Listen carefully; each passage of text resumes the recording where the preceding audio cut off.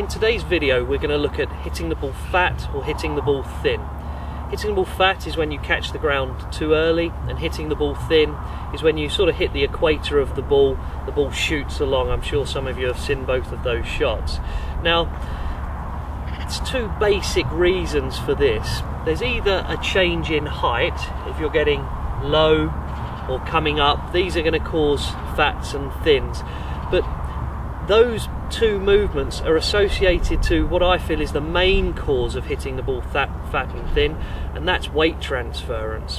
What I see often in the golf swing is players make a reasonable movement in the backswing, but often through lack of confidence or through poor movements, poor training, they make a response that doesn't allow them to turn through the golf ball correctly, and therefore the swing bottoms out in the wrong place. So I've got a 6-iron here. This is the middle of my swing. I make a backswing.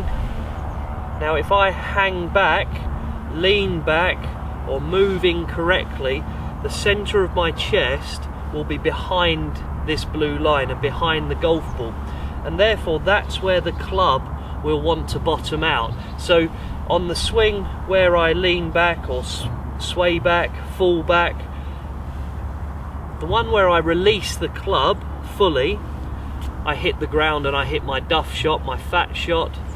Or if I manage to miss the ground, my club's already on the way up and it's going to hit the ball thin. Quite often players get steep on the shot and they think, well, it's because I'm getting this way, but you can't hit the ball fat if your weight is on your front foot, assuming the golf ball's in the correct position in your stance.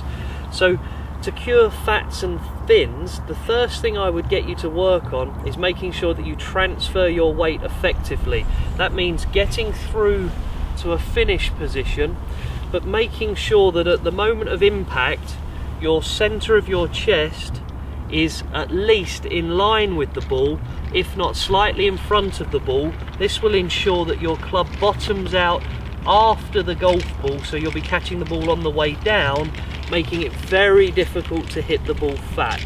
So remember, it will be nearly always a poor movement through the ball, even though I quite often see poor movements then a really nice follow through. It's at that moment of impact where your weight is. So transfer that weight, confidently hit through and turn through the ball, get your weight onto your left side. You're far less likely to hit the ball fat or thin from there.